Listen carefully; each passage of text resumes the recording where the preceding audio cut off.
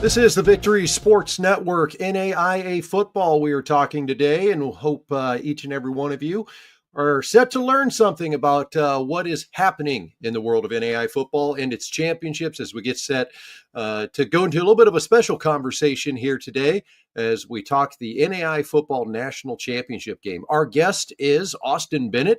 He is the Vice President of Championships for the NAIA, coming to us from the NAIA National Office in Kansas City, Missouri. Austin, thank you. Good to see your face again, man. It's been quite a few years. Yeah, great to see you too. Excited for this conversation. Excited to be on with you, and so excited that NAIA football here starts here next week. Yeah, the thing I love about this time of year is football, and Austin and I can both, go back to a childhood and a college time of having football being very heavily influenced in our life. So it's kind of fun. We get to keep doing it again year after year, man. Absolutely, we're the consistent ones in all this. Yeah, 2012, I think it was when you started for the NAIA and we first met Championship Rome, Georgia. Since that time, we've had a few different hosts for the NAIA Football Championship, each which have brought something different to the table, whether it be hosting, the location, just the background support that they bring to it. But this year, we're going to a new championship site for the NAIA Football Championship to Fort Worth, Texas. Talk to me a little bit about the decision to pick Fort Worth and what makes this just such a fantastic location for the football championship this year.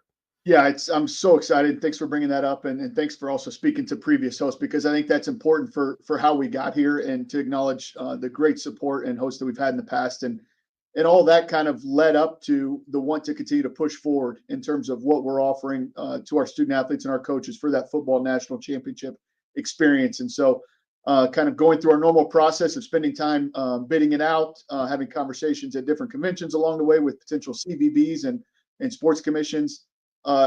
Two things quickly became clear. One, we wanted to find a way to get in the state of Texas because of the support and the environment around it, and the potential, I'll call it fanfare, if you will, from the locals in Fort Worth. But then also, we had to take the next step from a stadium side of it, and obviously, where else do they have massive stadiums that fit us and show a great experience to our student athletes than in the state of Texas. And so for us, it was a match made in heaven. We had conversations with the Fort Worth Sports Commission around it. The NAIA will actually host it out of our national office, but have a lot of boots on the ground there that are working alongside. So a little bit different model than what we've had in the past, which is both exciting and a little bit of nerve-wracking. But we were just down there last week for a visit and a planning session, and everybody's excited from their end. I can't begin to describe how excited I am for the facility.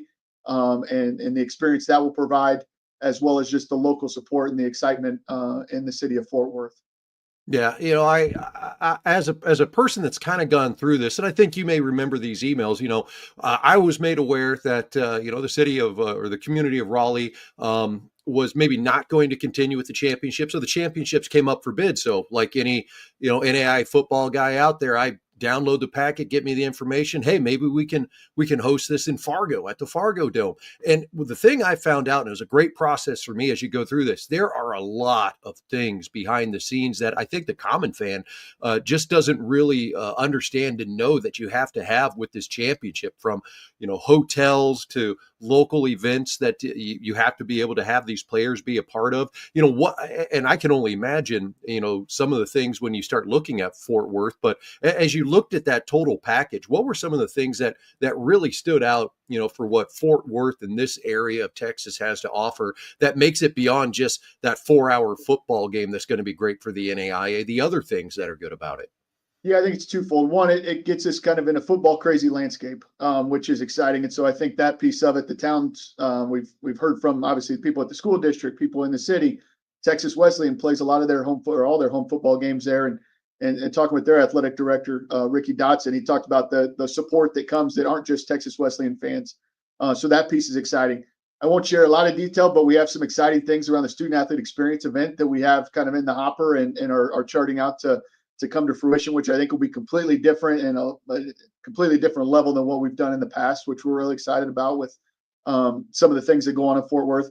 And then, to be honest, the game is one piece and being on the field is one piece. And you say, okay, 100 yards, 50 yards wide, that is what it is.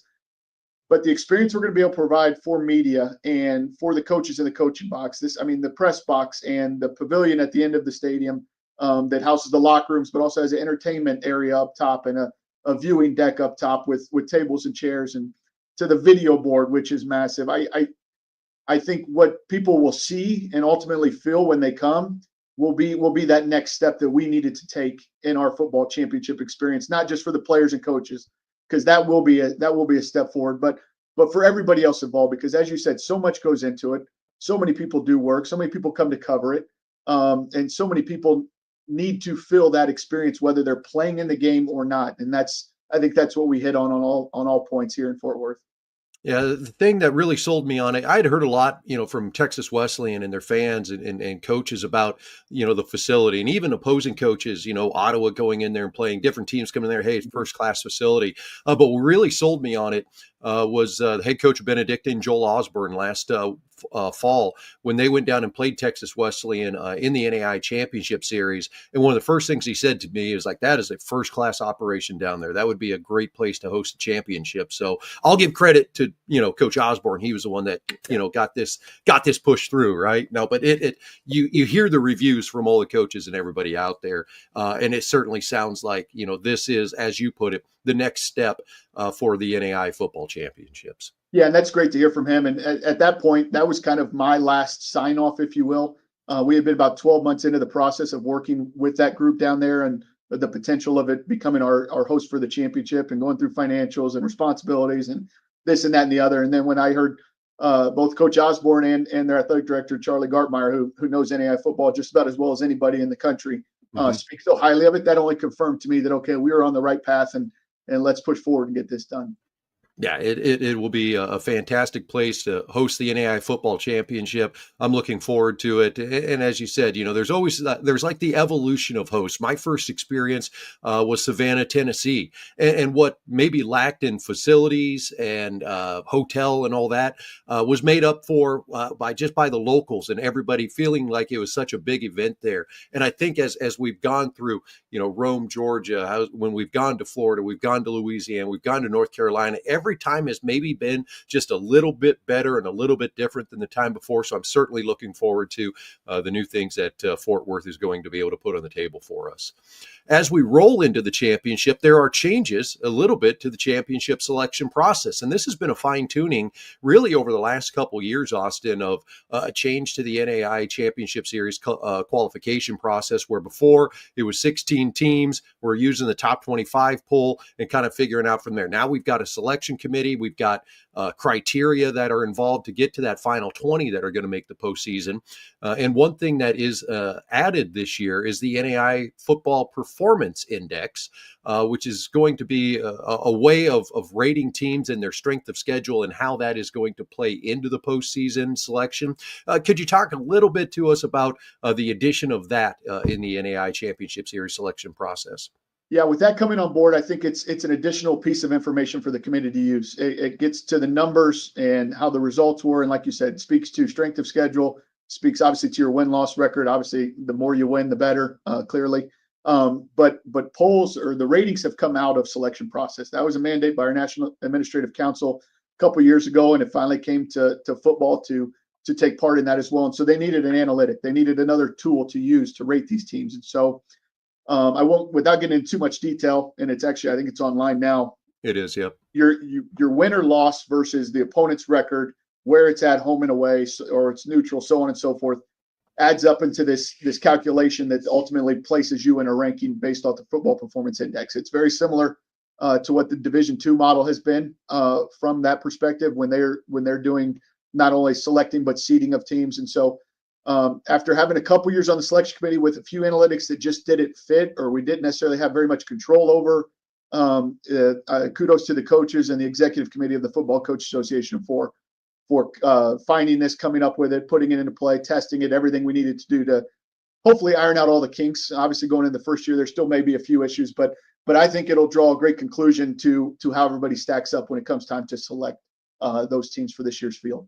Yeah, one of the key things that has always kind of played in, I guess, for lack of a better way of putting it, has been, the computer polls, and a computer poll, can take a lot of these same things that we're talking about and run a calculation. But when that calculation doesn't have a lot of non-conference interaction, or teams that don't even play a non-conference game, Yeah. it's tough to really quantify that strength of schedule. So ultimately, the performance index is kind of giving us that in a way that, hey, if you're beating teams with winning records, you're getting rewarded for that. You're not getting, hurt for that. And just because you happen to be in a conference where you can play all of your games against both cross divisions of your conference and not have to play out of that conference, this is a way of, creating a metric, if you will, that everybody can use, and we're not so much beholden to a computer poll that doesn't take into account strength of schedule when there's no outside conference games played. If I've at all interpreted that No, correctly, you tell me. yes, you were right there. It's, yeah, again, and I think one of the big things it does, and this is no knock to the poll or the ratings, anything like we've done, but it starts everybody with a level playing field. I mean, Mhm. it's no longer where you're at in the preseason, and maybe you start higher in the preseason, that kind of holds you on, for a couple losses in the year. This is truly, what'd you do this week? What'd you do the next week? How does it add up? And how do you add up against everybody else? And you're right on with not many opportunities for cross conference promotion or play. I think this is a great opportunity to truly see how you stack up and ultimately land at the end of the year. I'm really excited to see the output after year one. Yeah, I am too. I'll be excited to see, which direction this all goes, and I think it's a really good metric that, for years has probably been needed in the NAIA as another thing to help with the selection process. I'm a guy that does a top 25 poll every Mhm. week. I watch a lot of football games, but it all kind of comes down to is what is the information available, and you are right. A lot of times, hey, great season last year. We're starting you at number 6. Team starts 4-0, well, then after a couple losses, they may slowly make that descent down the top 25. But it is, like you said, rewards a lot on what previous years experiences has, and this does level that playing field. So I'm very, very happy to see that. And anything we can do to make NAI football better, man, I'm Absolutely. all about it on this end. Yeah, and for the So listeners out there, just as a quick side note, I mean, this is one tool in the selection process, and so while it is new, it's exciting. It will be very valuable when it does start to come out and we start to post it, or at the end of the year when it comes time to make those selections. Again, this is just one piece of criteria. So if somebody sees, hey, we were 12th here, but how did you stack up in these other criteria that the selection committee has to use? And I think continue to educate people not only in the football selection world of selection committees, but all across our sports about the multiple criteria and how they all work together is really important to keep in mind as we go through this for the first time in football. yeah, for anybody that's trying to find this, you can go to NAI.org, select football, upper right hand corner. There's coaches resources. And then within this, there is a sub tab, or a tab, that, if you will, for national selection. You can read all about this. If you're a nerd like me, you'll study this. If you're not, you'll expect somebody like me to interpret it for you. And then you have to listen to what I have to say at that point. I don't know if that's good for anybody at this point. So let's, talking a little bit about, the selection process and everything. Another one of those tools is the ARC ratings. And the ARC ratings is nothing that is really that new to the NAIA. They've kind of existed in other sports, but it has become new in the world of football. Another vital piece of the selection criteria as we try to determine who's going to make the championship series.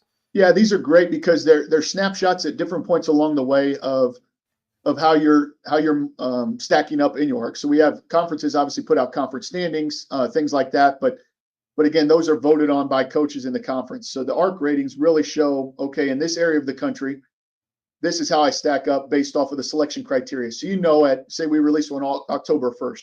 Okay, this is where I'm at based off of, if it ended today, here's where I'm at in the ARC.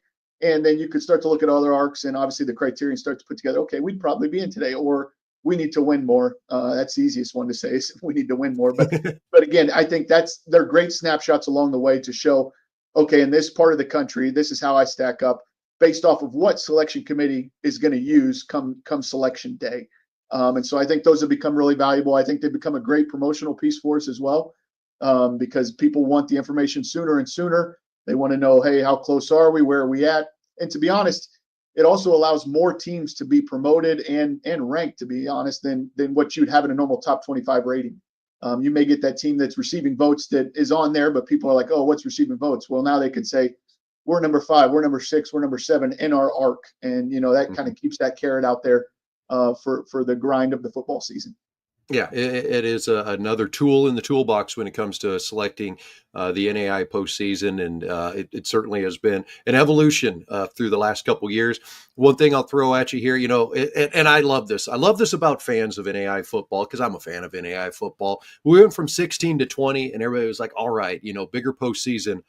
Why can't it be 24?" Then it's like, guys, we got to 20. Like, let's just understand how we go about modeling the championships, and 20 teams is almost 20% of the postseason making it. And I kind of tee you up a little bit. If the NAIA were to ever expand to 24 teams in the NAIA postseason, there would need to be growth in the football division. We would need to have more teams. Talk a little bit about how that we landed on that number, and maybe some of the metrics that goes in, behind the scenes of how 20 wasn't just an arbitrary number. We didn't just say 20, like there was actually thought behind it.